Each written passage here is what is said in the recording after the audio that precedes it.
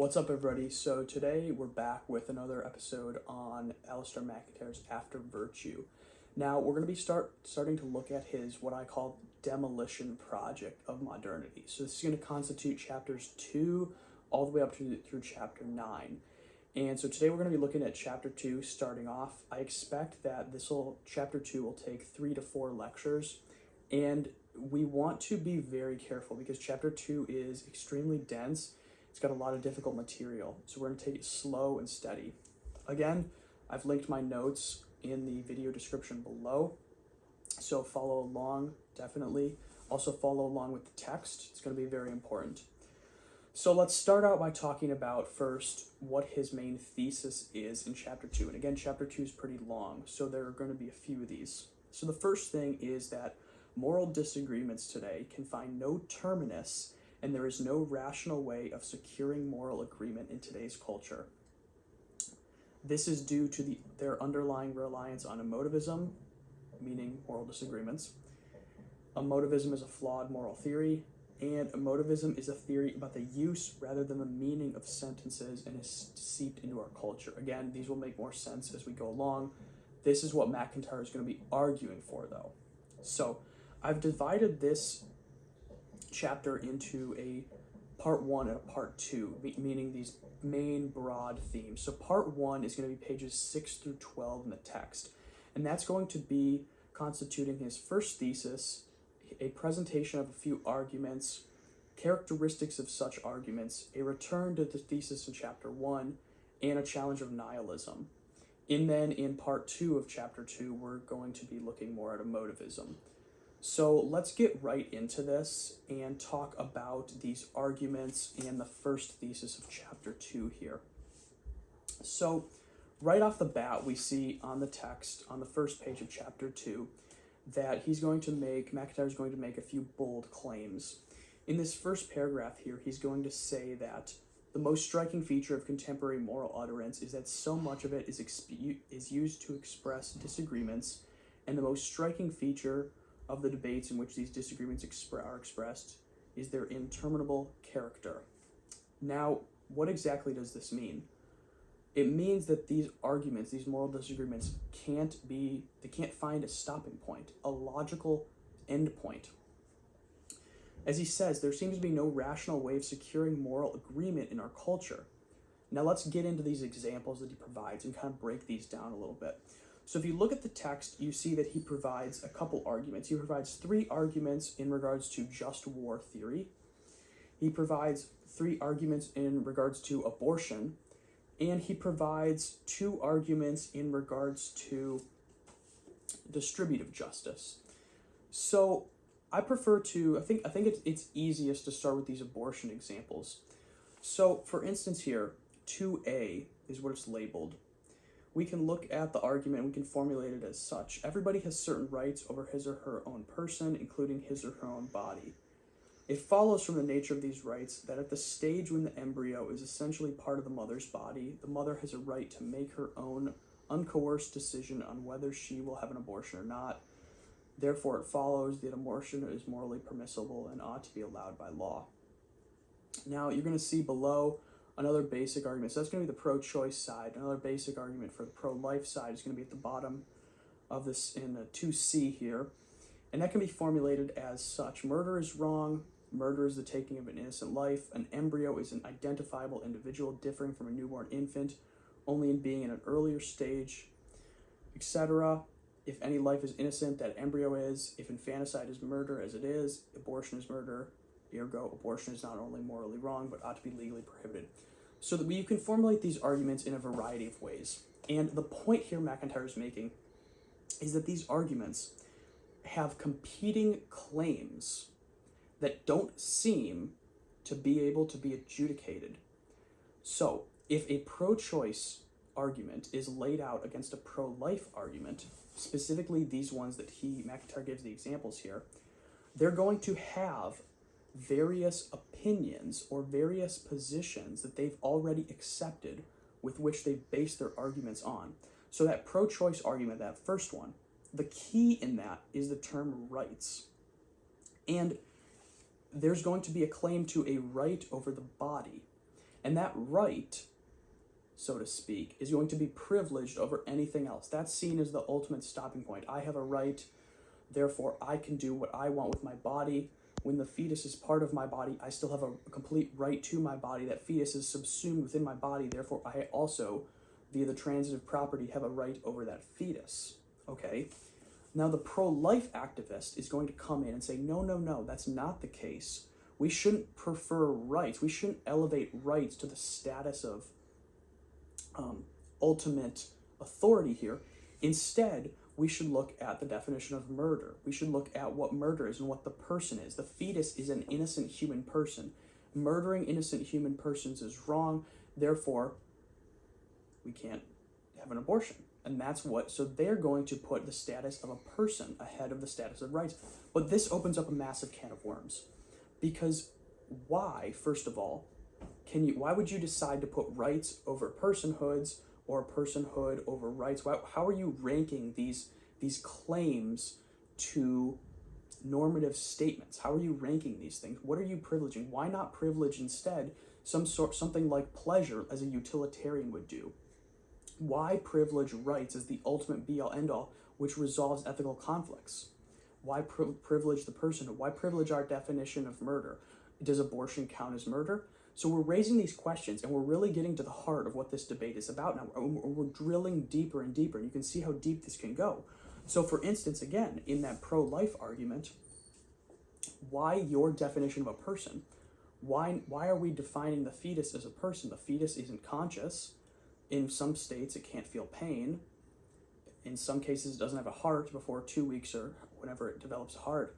What is our definition of a person here? And so if I say, well, a person is somebody who is self-conscious, well, then would an infant who doesn't seem to be self-conscious count as a person? If I define a person as someone who has a heart, well, what about the fetus at conception, with the embryo at conception? What about right before it has a heart? If I define a person as something that has a nervous system, well, do animals count? So you can see how deep this can go, and obviously this is a short video, so we can't flesh out everything in full, but the point here is that MacIntyre is pointing out that these conceptions, these arguments, rely on premises and assumptions which the person who's advocating for the argument brings into the argument. They bring it in, and they're already predisposed to these things, these premises, these assumptions that the argument relies upon. And there doesn't seem to be a way to resolve these competing premises. How would the pro-choice versus the pro-life advocates argue, or how would they resolve their debate over the nature of a person or over the nature of rights and freedom? How would they do that? How would, if I was a pro-choice activist and one of my friends was a pro-life activist advocating for these arguments, how would we come to say, well, your assumption about the person is actually better than mine, therefore you should accept my argument? How would we come to resolve these conflicts? I don't know yet, at least. We're going to see later throughout the book. But at this point, this should really give you pause. You should really start to think about this, and think about this in terms of other arguments here. So again, we can spend a lot of time here. I won't go through too much more because these are you have to go very deep into these arguments, but we can look here at freedom and justice, and this is actually going to come up later in the book. So I think that's chapter 17. Or we can look here about just war theory, and we can see that there are premises about utility. There are premises about human nature involved, assumptions, and how are we weighing these deeper assumptions that come packaged with the argument. I've heard it said that people can advance a logical argument, a so to speak valid one, meaning the premises follow the conclusions, and that's all you need to do. Well, that's not all you need to do, because you can formulate valid arguments, as you can see here, that compete with each other. You have to understand that these arguments are competing, and you have to weigh the background assumptions going on.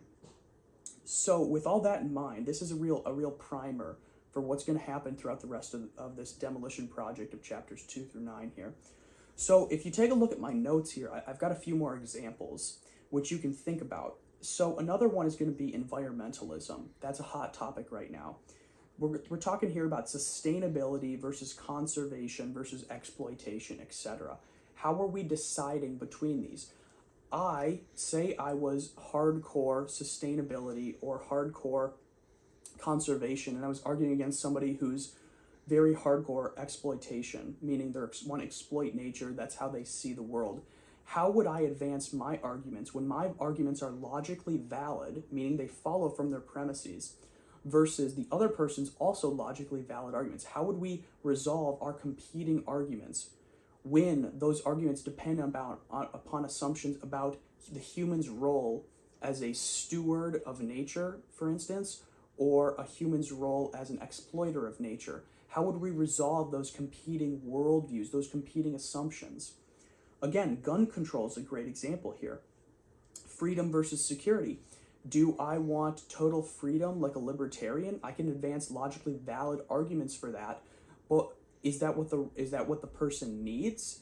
Is that what the government just supposed to sit back and let you do what you want and have this unlimited freedom? How do I define that freedom, and why would I privilege that definition of freedom over something like a more Hegelian interpretation of freedom with complete allegiance to the state? So how am I gonna weigh those competing claims, especially in regards to something like gun control?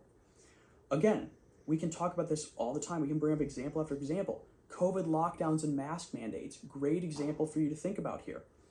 For instance, freedom versus security. Who is deciding my rights? Why are we weighing people's?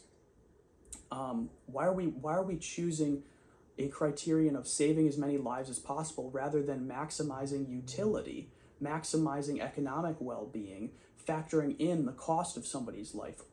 For instance, you can think about this famous study that was done in April 2020 that estimated a social net benefit for lockdowns and social distancing at 5.2, pardon, it was only about social distancing.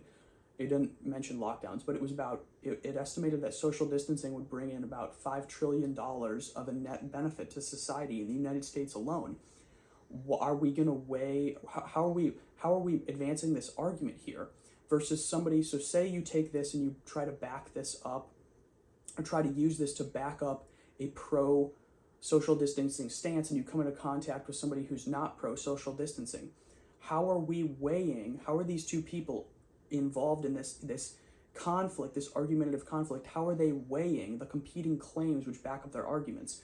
For the person who's advancing this study that's supporting the social distancing, how is he going to be weighing the other person's claims and saying, well, look, at my study is actually better than your studies or your views and arguments and opinions? How are we going to be doing this? Again, when you get down into it, it's the same as the abortion debate going on. You have these competing assumptions that don't seem to be able to be weighed somehow.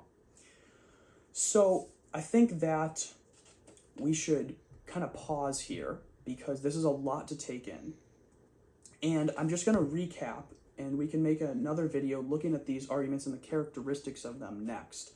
But I want to recap here and just kind of go over what we've done because it's been a lot. So I first started out by talking about MacIntyre's theses, and you can go back and look at those in my notes. But the main bulk of the video was left to these arguments.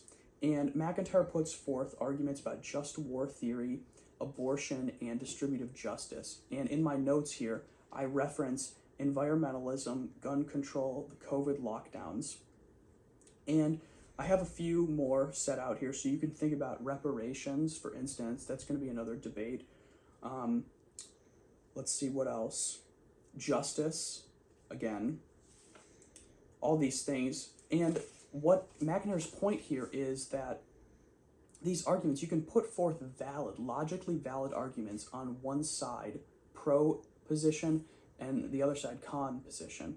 And there doesn't seem to be a way to resolve the conflicts between these sides because at the bottom, these arguments depend upon premises which are interconnected to a larger worldview and which people bring into the argument. And I've tried to flush out this argument about abortion, how you have a logically valid pro-choice and a logically valid pro-life argument, but the pro-lifer and the pro-choicer are going to differ on whether or not they agree about certain fundamental assumptions, such as the privileging of freedom over human rights, or the definition of a person, or bodily autonomy, or guilt versus innocence in regards to the fetus. All these things, each person is going to differ over whether or not they accept which definite, or whether or not they accept this definition or this definition,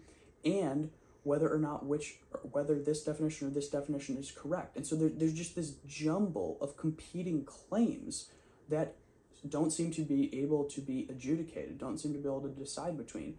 And again, as I close this, you can start to think about this in your debates in the political sphere right now. How would you decide between the conservative interpretation of freedom versus the liberal or leftist interpretation of freedom? How would you decide between distributive justice in regards to taxes and giving taxes or redistributing more tax money, taxing the rich? How would you decide between that and taxation as some sort of theft? How do you decide between these competing claims? Are you using some sort of rational criterion? If so, what is it? And or is it just your opinion or your gut feeling? As we're going to get to see here, there doesn't seem to be a rational criterion. It just seems to be somebody's feeling. So with that in mind, let's close, and next video we're going to talk more in depth about the characteristics, the more abstract characteristics of these arguments.